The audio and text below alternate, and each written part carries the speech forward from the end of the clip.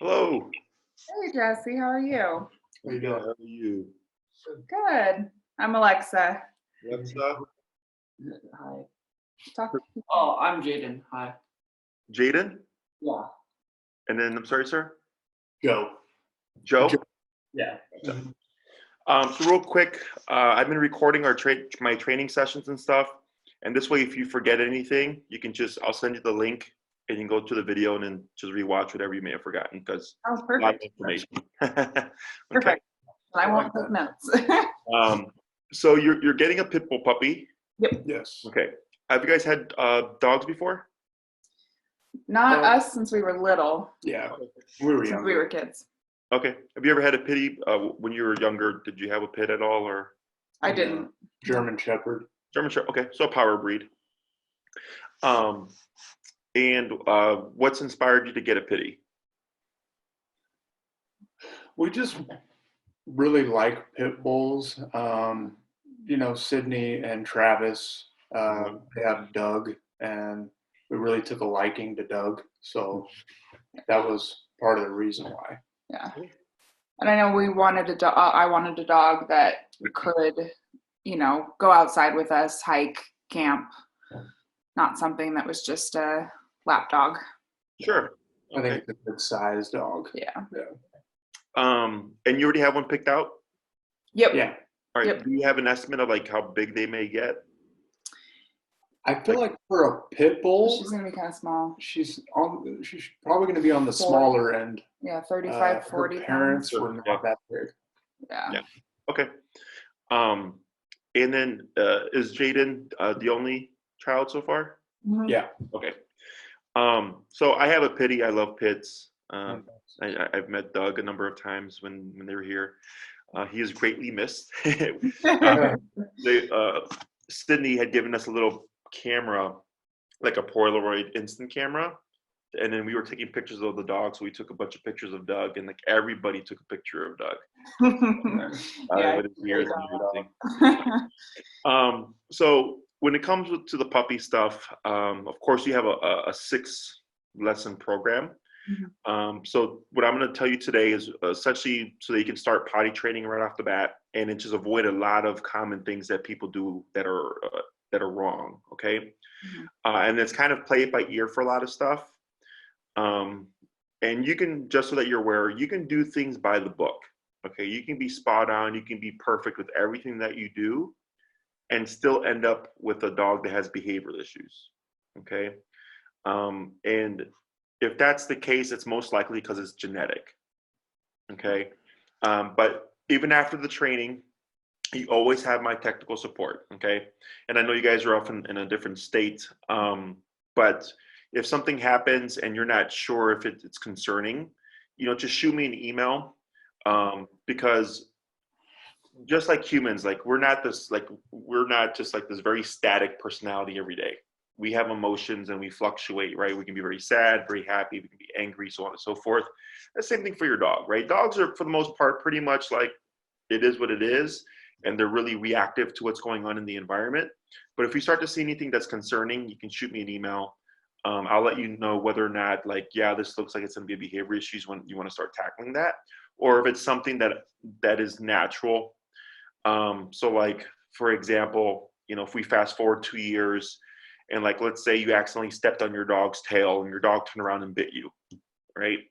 That would suck. But a lot of people think like, oh my God, my dog's aggressive because it bit me in response to stepping on the tail. I'm like, no, that makes sense, right? But there's other things where I'm like, yeah, no, that's a problem. We want to get that addressed, okay? So main thing with the puppy is, do we have a crate already? Yeah, it's on its way. It hasn't been delivered yet. Did you get a smaller crate or a bigger crate? I think it's 36 inches. So Okay. It's the big one, and it's got a divider. Yes, perfect. So I think chances are that size is probably going to meet, is it a female or male? Female. It's going to meet her needs in terms of size. Because, a lot of people get the small kennel, and then as their puppy grows, they're buying like 5 or 6 different kennels. So I'll just tell them, get the one you're going to need at the end, and then you just take up some space. Okay. So she's from a breeder? It's a family. They have both of their pit bulls, and this is their first litter of puppies. Okay. So she's coming from a litter of pups in like a family, right? Yeah. Is that is her norm for those 8 weeks? And then she's picked up and plopped into a different environment, and it causes a lot of stress and anxiety. Okay. And a lot of people feel bad. And they tend to do things to kind of console the puppy, but it actually will work against you. Okay. You want to start teaching your puppy to be independent right off the bat. Okay. This starts at 8 weeks. The day a dog comes home, I tell people start teaching them to be independent because they will get attached. Okay. And we're going to have to work through things because we are in a quarantine. Right. Mm-hmm. So Right. I'll give you all the best answers that we can do with what's going on. Okay. So I'm glad that you have the crate. What I would suggest is, once you get your puppy, you want to size the crate so she has enough space to go in, turn around, and lay down. Okay, so not a whole lot. And then for the rest of the kennel, typically what I would suggest is putting like either a small box, preferably something plastic, nothing like cardboard. Because if she has a potty mistake, the cardboard will of course absorb like the urine and stuff. You want something that you can easily clean up. So this way, if she tries to knock down the panel, that thing behind it, that object, is going to help brace it. Okay. The other thing is when it comes to putting blankets or anything in the kennel, I leave that kind of play it by ear. If you can put your puppy in there and you're seeing she does great with potty training, she doesn't soil the bedding or anything like that, you can leave it in there, okay? If we're seeing a lot of mistakes in the kennel while we're in the potty training process, we're gonna wanna remove any absorbent surfaces from the kennel itself, okay? And I'll talk more about that going forward. And then you would leave only a limited amount of water in there if she's going to, well, actually wouldn't be really leaving. So I think you're fine just leaving it. If you do the blanket's fine. A couple of toys are fine, but I wouldn't leave food or water in there. Okay. Because then if she drinks randomly, you can't time the potty. Okay. Okay. Because we're going to put that on the schedule. I suggest placing the kennel. Do you guys live in a standalone home? Yeah. You do? Perfect. Is pick an area of the home that is away from where where you spend most of your time, where she would be the least audible should she be barking. Okay. Okay. And you want to take your kennel and place like a heavy blanket over the sides, the top and the back, and you're only going to leave one opening. Okay. And you're going to take that opening and you're going to turn it towards the wall, and you're going to leave about a 6-inch gap. Okay. So if she barks, it doesn't resonate. Okay. Then the blanket and the towel helps muffle all the other sound. Okay. Okay. And what we want to do is, because a lot of people have gotten puppies and dogs during this quarantine period, is that since you can't get out of the home, if the puppy's with you all the time, she may develop separation anxiety. Okay. And separation anxiety is a pain in the butt to fix. Okay. So it's much easier to prevent it. So since you're home, your inclination would most likely be to have the puppy be more so out than not. Okay. What I've been telling all my puppy owners right now is don't do that. Structure her day according to what life would look like if it wasn't for quarantine. Okay. Because the most common mistake people do is when they get their puppy, they take 2 to 3 weeks off so they can spend it with their puppy and potty train and stuff, right? But then they go back to work. And the puppy's like, yo, like, where are you going? Right? And throwing a barking fit because they're used to being around 24/7. Right. Right. So her norm, the norm's going to change. Is she's going from one setting to another setting. And in the setting she's in now, she's used to being with all her litter mates. Right. She's used to a lot of activity. And it's going to drastically change, especially fast forward once we get to a normalcy again, where you guys actually have to leave. Okay. So you're trying to prep her for that, because the more the norm becomes, you guys are always around, the harder the issue is to fix in the future. Okay. So I'm going to use just like the standard 9 to 5 for an example, and then you just tweak it according to what your life would look like. Okay. So we take the kennel, we place in a room where she's going to be the least audible, and you let her bark, and you don't try to go in there to console her. Don't go in her to give her a toy or a bone or something to keep her busy. Don't even say hush or anything like that. You just want to completely ignore her. Okay. You want her to learn that the barking is not going to garner any kind of response. Okay. Because if she barks and you go and you grab a toy or a bone and you give it to her, she's learning, if I bark for long enough, you're going to give me something. Okay. So then it empowers them and they're like, okay, well, I'm going to keep barking. What else can I get from you? Okay. So if you do this approach, we should see progress within 2 weeks. Okay. It should be a lot of barking in the beginning and then just slowly just decline each day. Okay. If we're seeing static, we're seeing an escalation or like longer period, louder barking, and she could sound like she's dying. Okay. I've heard some pretty shrill, shrieking barks. She's okay. Or if we start to see destructive behavior, okay, then we're in the realm of possible behavior issue. Okay. But most of the time it's pretty standard with puppies in the beginning, especially the very first couple of days. It's a lot of whining, a lot of crying, a lot of barking. And then they adapt and they just start to go down. Okay. So then after the 2 weeks, and of course I'll be keeping tabs with you guys, is if we see she's whining and barking for like the first 5 or 10, 15 minutes, I go, all right, just let it ride out. It might take a little bit longer, but that's like pretty standard. Okay. When it comes to feeding, I suggest you feed her in the kennel. For all her meals, I would expect to feed her 3 times a day. So breakfast, lunch, and dinner.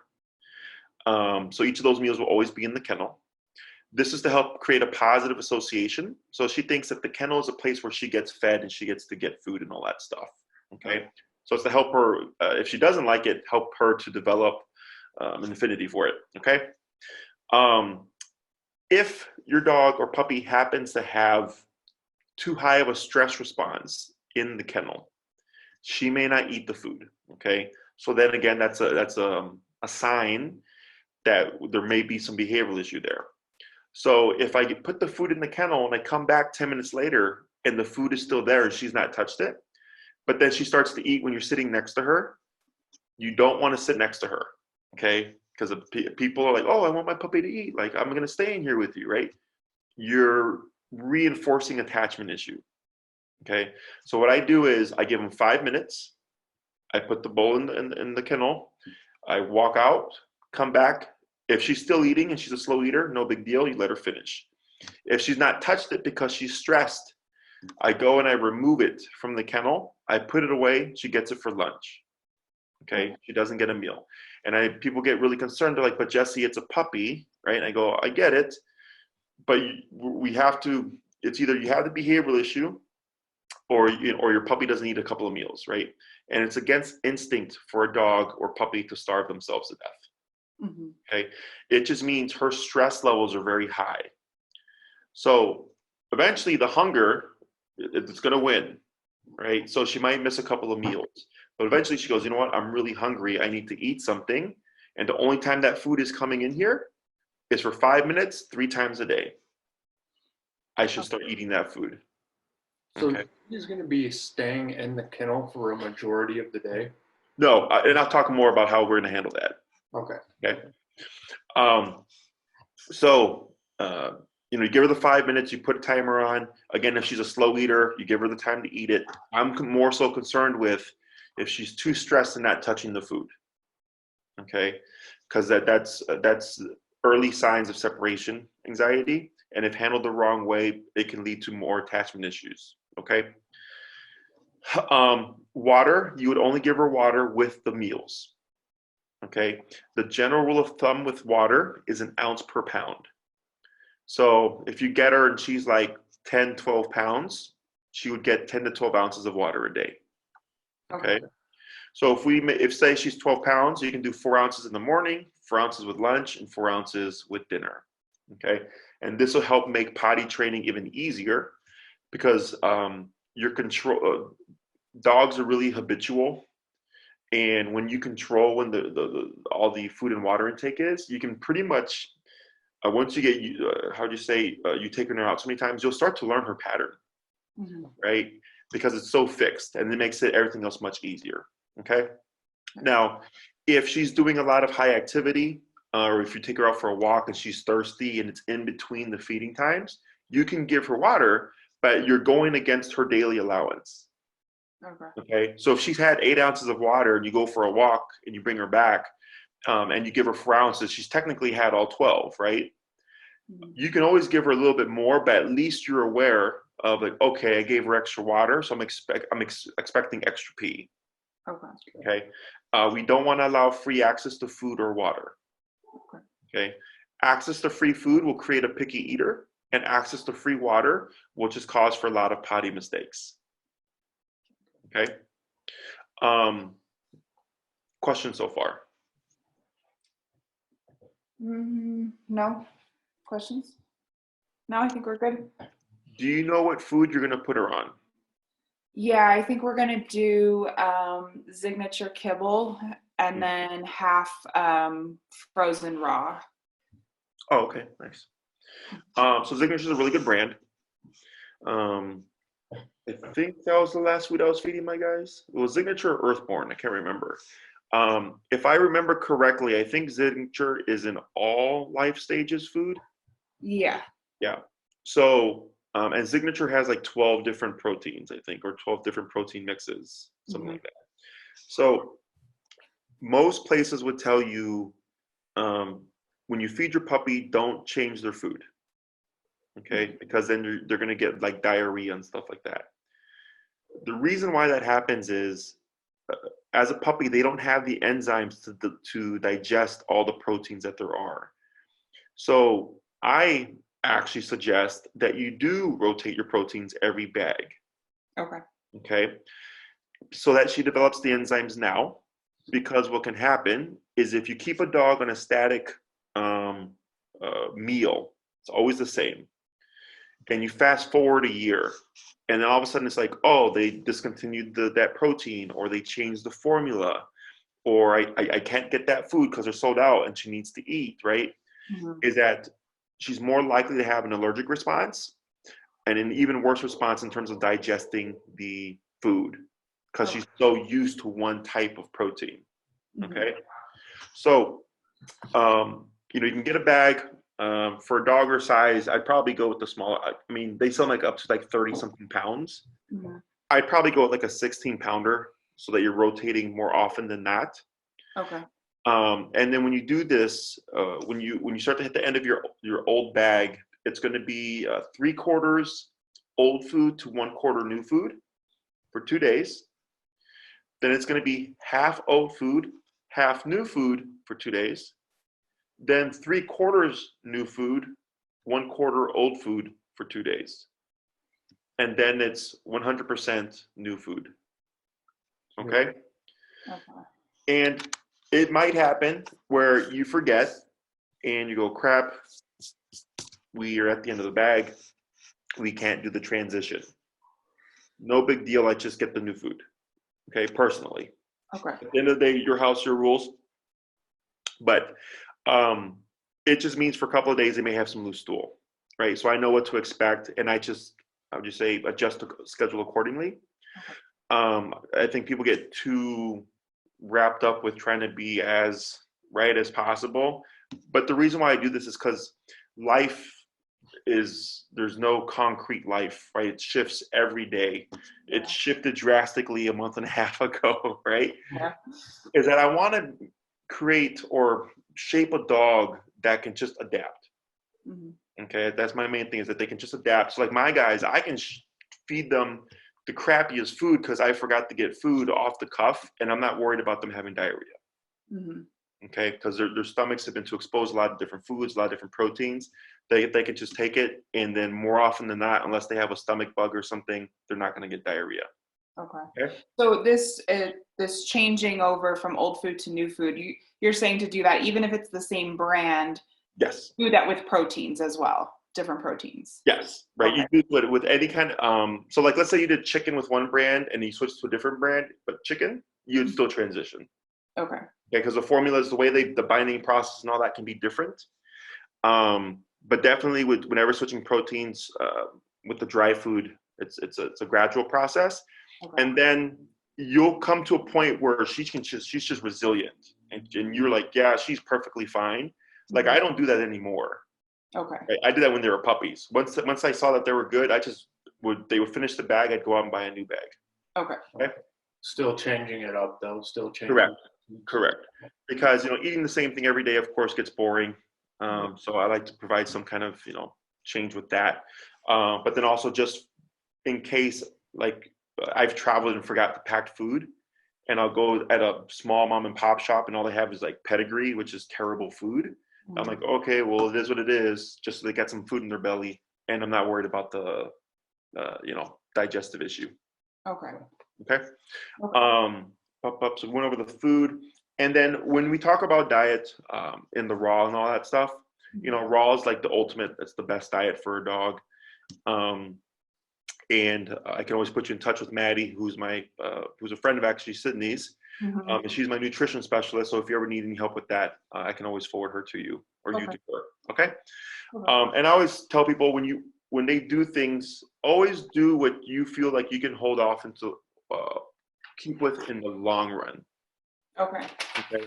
So what I mean by that is, the owners want to give their puppy the best, right? And they got a German Shepherd puppy. They're like, I'm going to feed this puppy raw. And then it's a 120-pound German Shepherd eating pounds of raw a day. And they're like, crap, this is breaking the bank, right? Then they have to transition back. So I always tell them, think ahead of time. Think of like the dog you're going to have. And then, like, is this something that we can realistically do in the long run? You can always change, right? But I don't want you to get too caught up on always just being the exact best, because of course life is not always going to afford you that. Okay. Right. We've gone over the food, we've gone over the water. If you notice your puppy drinking, and I don't foresee this happening, but if you notice her drinking water and looking like she's always really thirsty, something's dehydrating her, and it may be the kibble. Okay. I don't expect this to happen, because I've not seen it happen with Signature. I've seen it happen with other brands, but every dog is different. That's just something to keep in mind. Okay. And then if that happens, you just tell me and I'll tell you how we fix it. Okay. So we got the crate, we got the food. Next thing we're going to do is the potty schedule, and essentially answering your question, Joe, of is she going to be in the kennel all day? Okay. So if we use the 9 to 5 work schedule as a kind of base point, right? I would have, and you could adjust this to how you want, but what I would suggest is, if that's what life looks like, is that you just do a 9 to 5 type of thing. Okay. So what that means is if we start our day at 7, we wake up, we take out the puppy, she pees, she poops. 7:30, we feed her, we water her. 8 o'clock, again for pee and poop, because it takes puppies typically 15 to 30 minutes to have to pee or poop after ingesting anything. Okay. And after, let's say at 8 o'clock, you take her out, she pees, she doesn't poop. Maybe you let her be free, because you're in maybe you leave at 8:30, or you would leave at 8:30. Then I would take her one last time, and then at 8:30 I would kennel her, right? Whatever that time would be. And you're still home, obviously, and you're working from home, or you're going about your day. And then halfway during the day, you would take her out for a potty break. Okay. So let's say you take her out at 8:30, that'd be like 11:30, 12:30-ish time. Okay. Take her out, give her her potty break, food and lunch. And if you want one more potty break, that's fine. Then kennel her until the end of the workday. Okay. So we're doing a couple of things here. One, you're getting her used to a schedule that's going to be what the schedule would be if it wasn't for quarantine. Okay. So it'll make that transition very easy. 2, when it comes to potty training, it's actually the time in the kennel that teaches the puppy to hold its bathroom, its bladder, and its bowel movements. Okay. expect that you might get some mistakes in the kennel during this time, okay? So like, let's say she's in the kennel at 8:30, her next outing is at 12, but at 11, she poops in the kennel. She's barking and barking. She's going, let me out of here, this is gross, okay? And she's being a nuisance because there's a reason to be barking, right? Mhm. Is that most people's inclination would be to let the puppy out, clean the puppy up, clean the kennel, and then go like, okay, whatever, it is what it is, right? You actually would leave her in there until the outing time, okay? The reason is when it comes to potty training, we want to have both a positive and a negative to get the best result. So the teacher to hold it for longer, dogs have a denning instinct. They don't want to pee or poop where they, eat and sleep. Okay, but it's going to happen because she's potty training, right?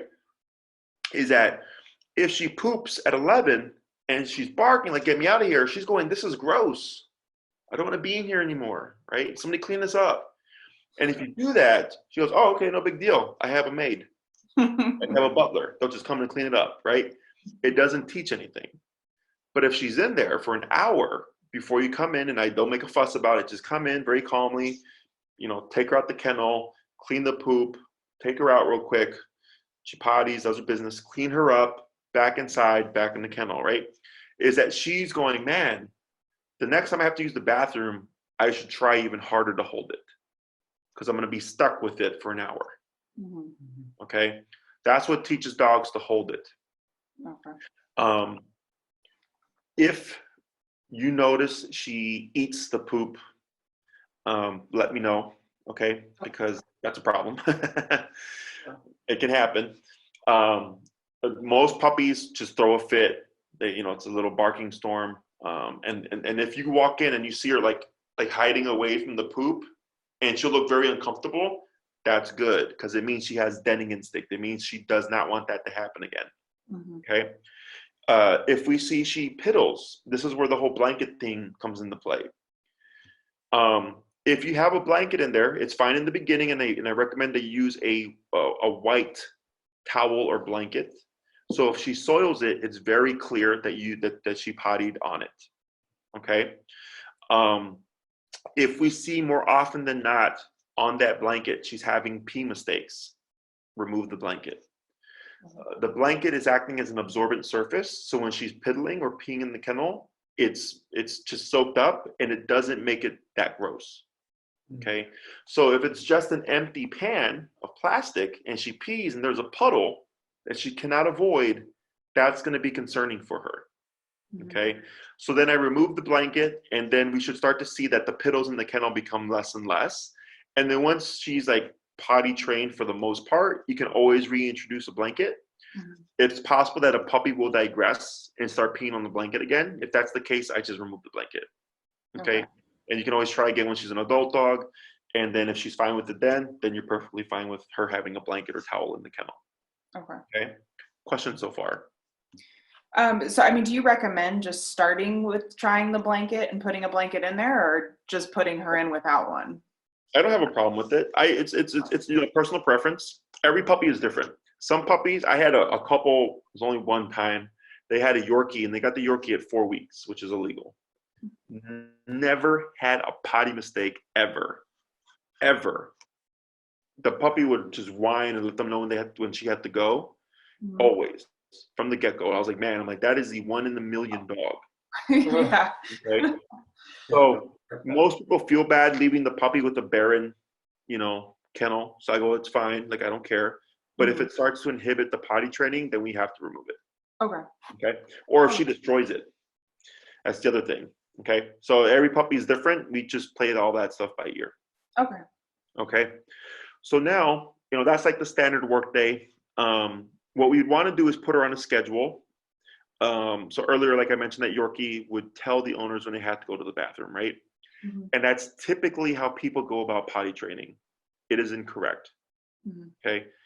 If you do that approach, and then one day your puppy is letting you know she's got to go to the bathroom, and you're not seeing it because you're distracted, or maybe she's using a different kind of tell, and you're not going to be aware of it, she's going to go and pee somewhere.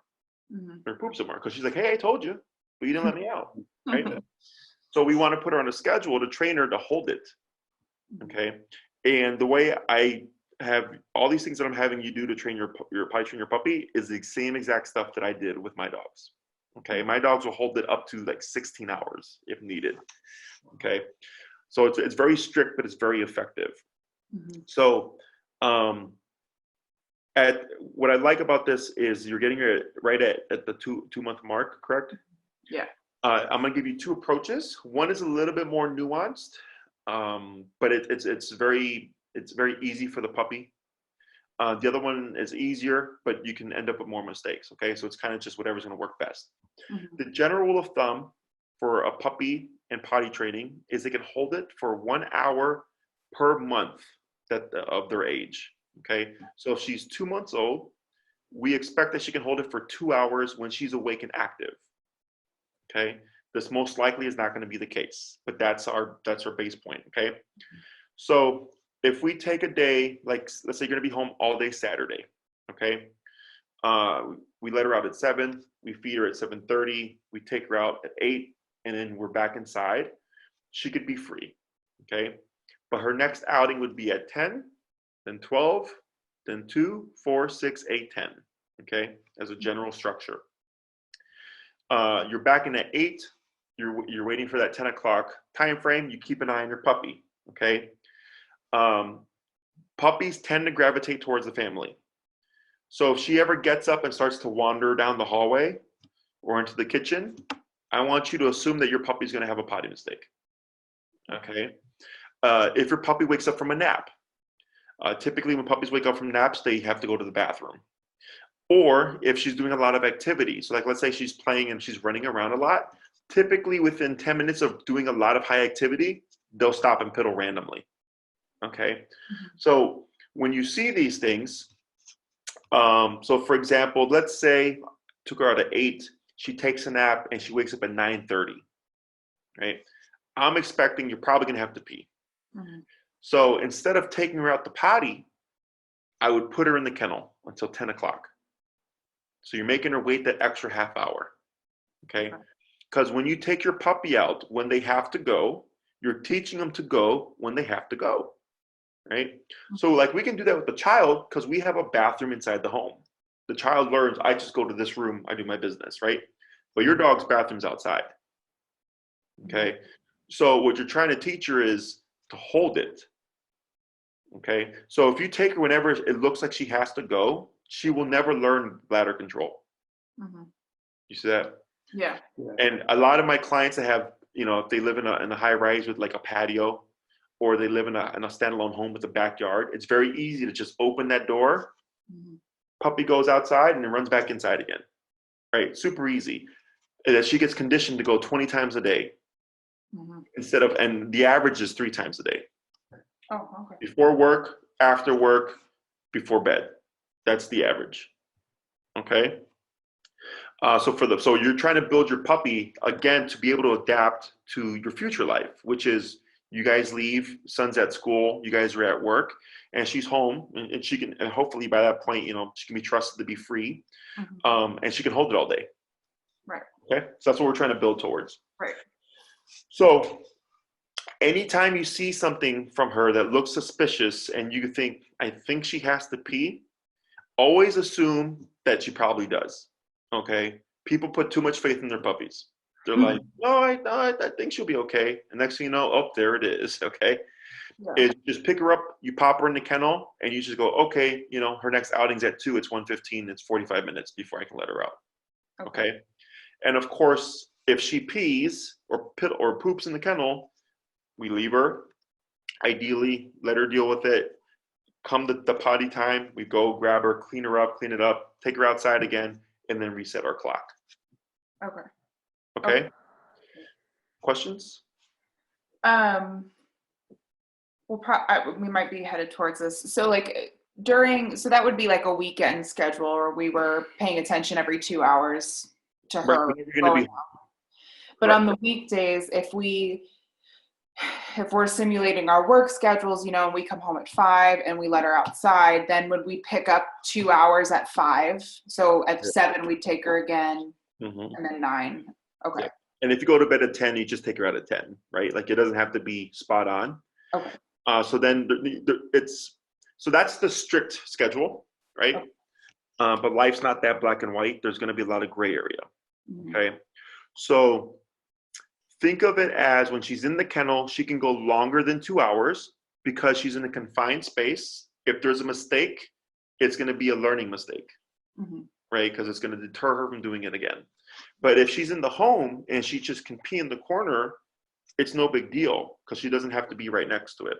Mhm. This is why it's important to shrink your kennel, Mhm. because if it's 36 inches and she's this tiny little puppy, she can pee and poop in one corner and be over here, no problem. Mhm. Because that's how that works. So let's say if we go back to the weekend, maybe you're going to leave to run some errands, right? And let's say you took her out at 10, her next outing's at 12, but you're going to leave at 11. Mhm. Then before 11, I'd run her out, let her do her business, because I know I'm going to be longer, okay? I put her in the kennel, I leave, and you can be gone as long as you need to, okay? 2 hours, 3 hours, 4 hours, 6 hours, right? Because that's the time where she can bark her brains out. It's not going to bother anybody. Mhm. She's going to have a mistake, bark her brains out because it's gross, but it's not going to bother anybody. And also she's going to learn like, oh crap, like if I'm in the kennel and I have to go, like I better hold it because I might be here, I might be next to it for a while. Mhm. Okay.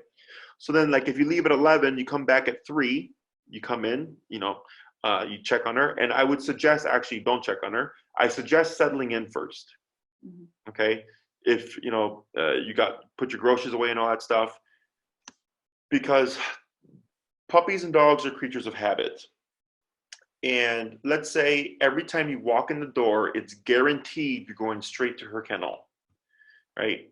You're creating that expectation. And then one day you're like, you know what, I'm tired. I just want to settle in and just like relax for 15 minutes. Well, then you're going to have a barking dog because she's like, hey, Gotcha. you're late, Yeah. Yeah. right? You're in that door 15 minutes ago. Okay. So what you're teaching her is just to like ignore things, and it's really based upon you. Okay. So that we're not creating the expectation of just because your alarm goes off in the morning at 7 o'clock doesn't mean it's going to be an immediate outing. Mhm. You said you're adding like a little bit of a gray area so she doesn't learn to expect anything because you will make a little diva. Okay. Yeah. So then you come back at 3 o'clock, you put the groceries away or whatever, and then you go check up on her. She's in her kennel, she's like ready to go out, have her leash ready, take her, run her outside, she does her business, you bring her back inside, you start your 2-hour clock. Mhm. Okay. So it only applies, of course, when you're home. If you have to leave, she can be in there for longer because you're confining where she can potty. She's not going to be loose in the home, wreaking havoc or anything like that. Okay. Perfect. Questions so far? If we come home and go about our business and she's still in the kennel barking, what do we do? Ignore her. Okay. And Yeah. just wait until she stops barking to go see her? You can do one or two things. You can ignore her until she settles. Okay. Okay.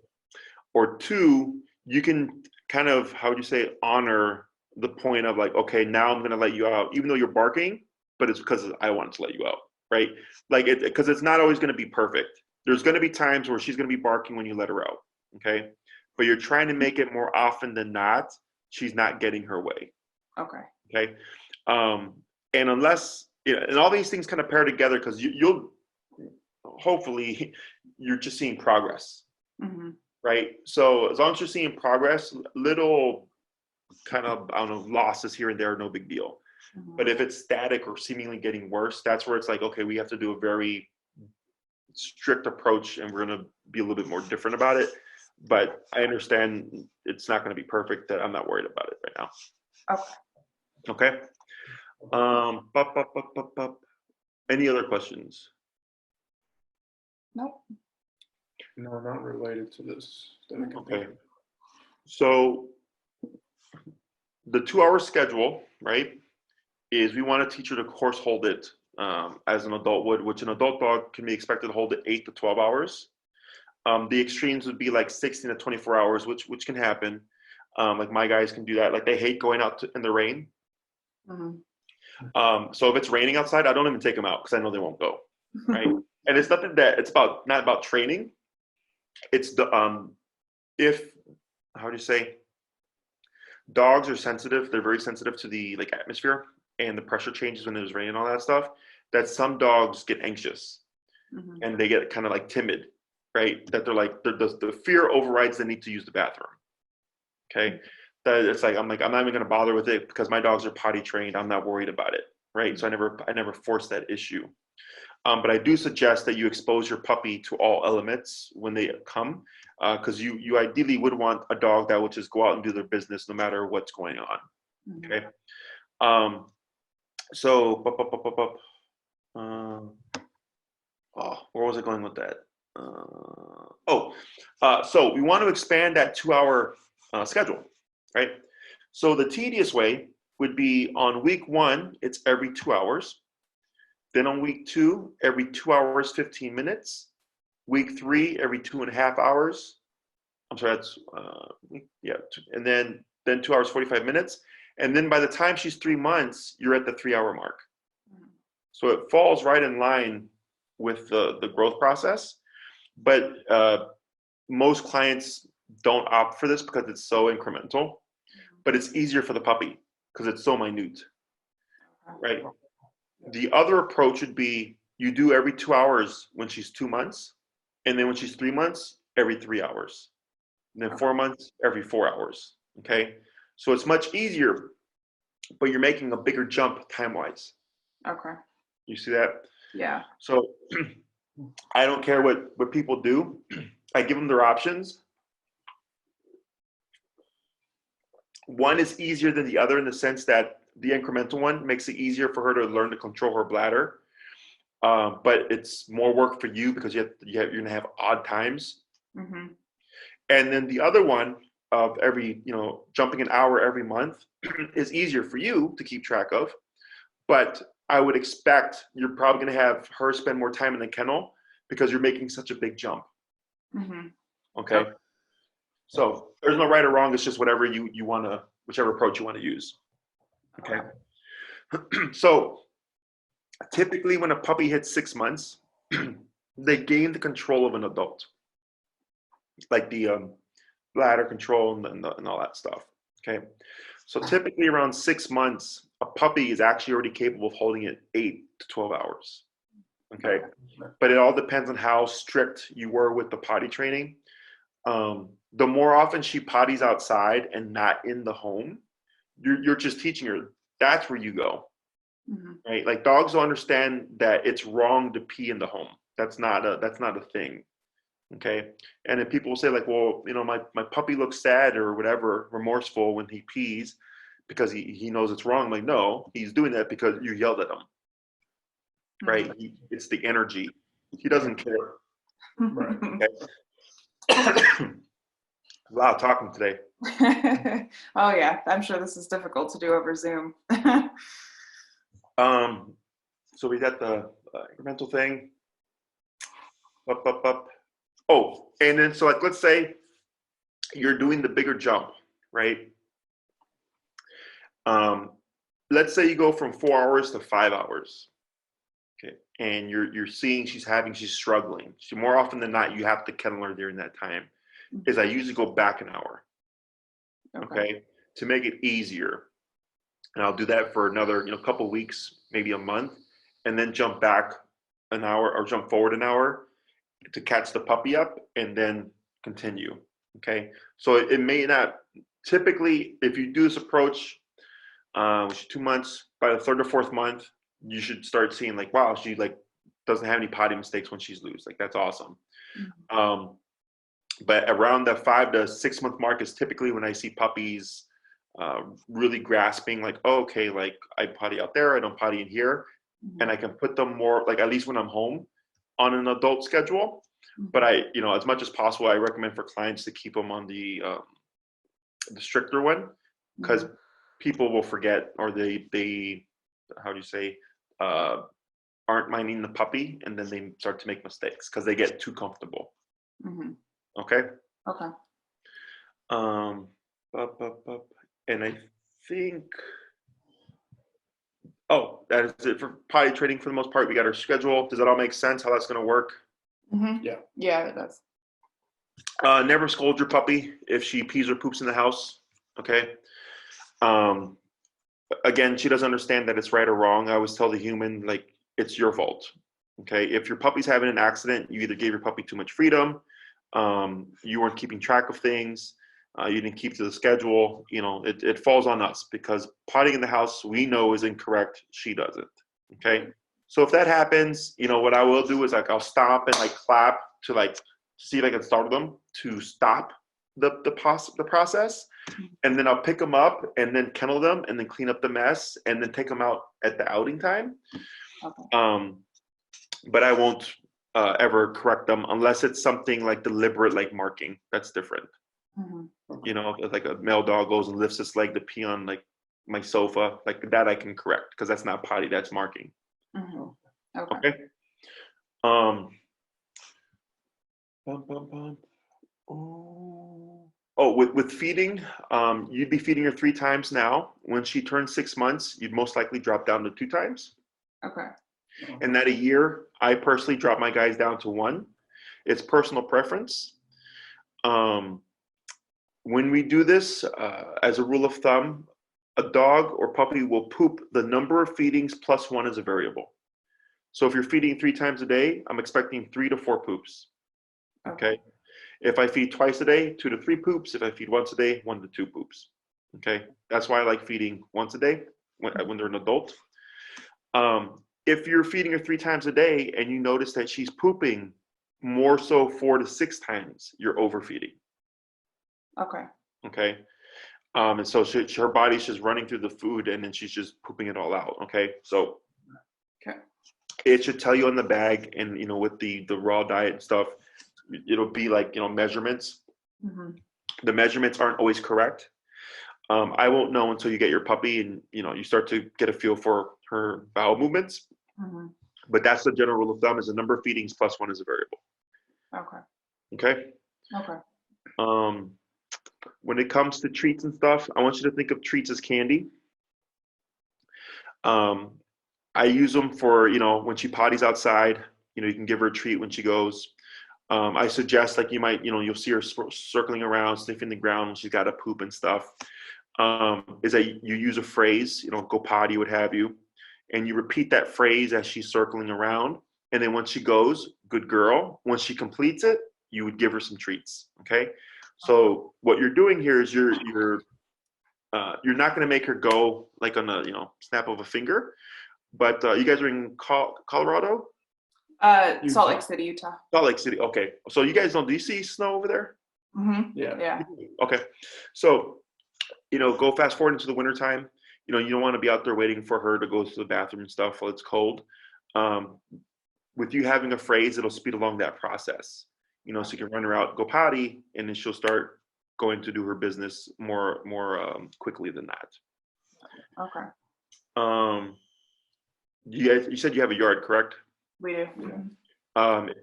If you don't want her to be peeing and pooping all over the yard, I would designate an area, Mhm. and you always take her to that area. Okay. Okay. Dogs are creatures of habit. So if you always keep it in the same spot, and I would do this, if you're really wanting that for the first year of her life, is I would always run her out on the leash and then wait with her. And then once she goes, then she can have her freedom. Okay. Is that she's going to learn like that's her like little potty area, and it'll help, keep your yard free of landmines and stuff like that. Yeah. Um, Okay. Up. And in the future you might see like she'll try to, like, if you let her out, instead of like gravitating straight to that spot, like she might play with the boundary a bit. And then at that point, if working with another trainer on more advanced things and you start to correct her, she'll learn that she can't potty in that area, that it is that designated spot. Otherwise she'll get corrected for going in the wrong area. Okay. But that's more advanced, but you can definitely start getting that groundwork done if that's what you're wanting. Yeah. Because I know with peeing and stuff, it can destroy grass and all that, so it just makes it easier to confine it. Mhm. Okay. Questions?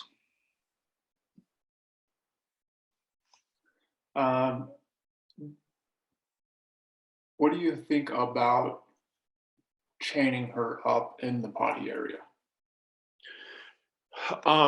What's going to happen most likely is she's going to get frustrated. Okay, so if you do the chain and you leave, I would anticipate she's going to be barking. Okay. She's gonna, the reason is, for one, she's most likely going to want to follow you, right?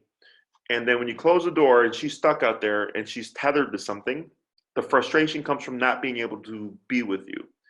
This is very different than kenneling. They're similar but different. Okay. Okay. I don't recommend chaining dogs in general. For one, what kind of fence do you have? Is it a privacy fence or is it a chain link?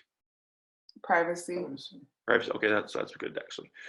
So the one issue with chaining a dog up is if they can see anything, squirrels, birds, rabbits, or like other dogs and stuff like that, is that since they're out there and they're bored, they'll start to charge towards these things, and then the chain and the collar starts to create resistance that creates frustration. Okay, the overall category would be called reactivity or leash reactivity, and that can then carry over to your leash walking, because she's going, I'm chained all day to a thing, and when I see squirrels, I lunge and I bark at them. This is what I do. So then when you're walking her, she's on a leash, tethered to a thing, aka you. She sees the squirrel, now she's lunging and barking. Okay. Okay. So, and not that it can't be fixed, because it can be. But when it comes to being outside and stuff, one thing I don't recommend, and I'm not sure how it is in Colorado or Utah. I'm sorry. I have another person in Colorado apparently. in Utah is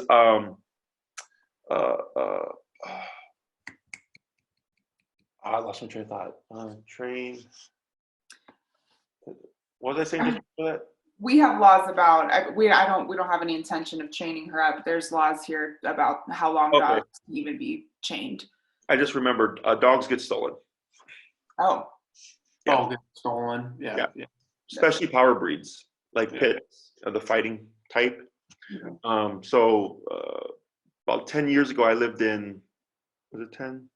6 to 8 years ago, I lived in Harlingen, Texas, which is south end of Texas, close to Mexico. And dog fighting is popular down there. And people's dogs would get stolen right from their backyards because they would leave them out, chained, or they would just let them go out. So because of that, I've always told people, like even here in Chicago, I actually saw a guy who tethered his dog outside a grocery shop, and he came out, and I didn't witness it, but I just remember seeing the guy screaming because someone stole his dog. Oh That's horrible. wow. Right. So it's more often with power breed types because of that reason, or like dogs that look expensive.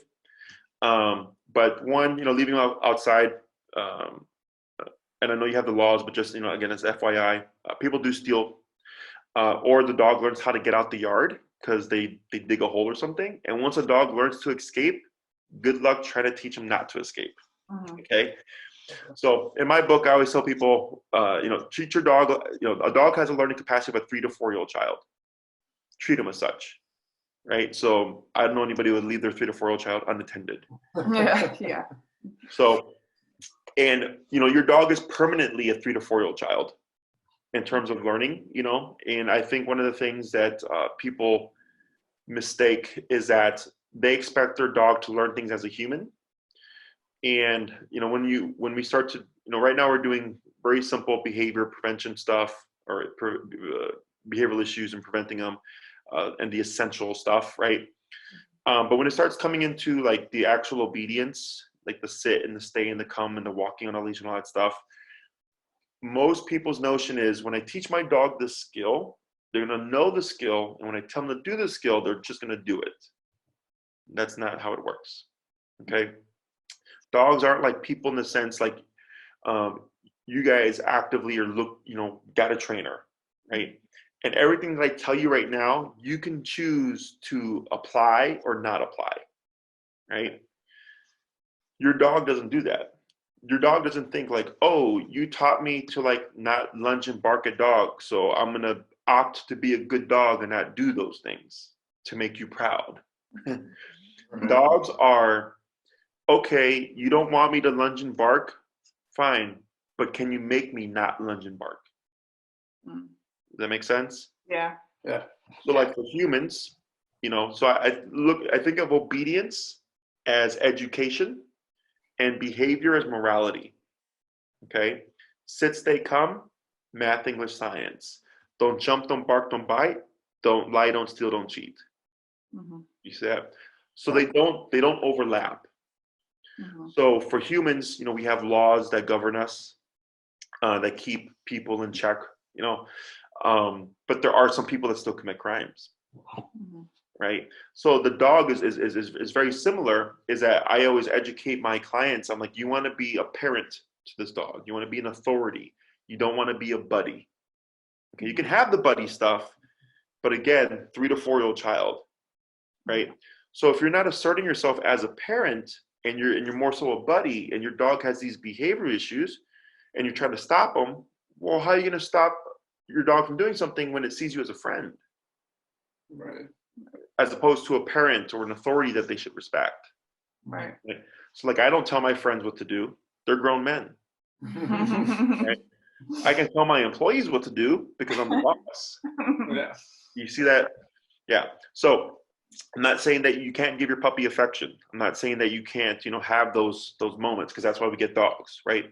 For companionship. It's just, you want to have a nice balance. You want to have your discipline. You want to have your structure, so that, this way you can have this other half of affection and everything, but that you don't create this ball of behavioral issues, because once it's created, it's harder to fix. Right. Okay. Okay. Questions? Nope. So I think for your puppy in your first day, this is everything that I would expect.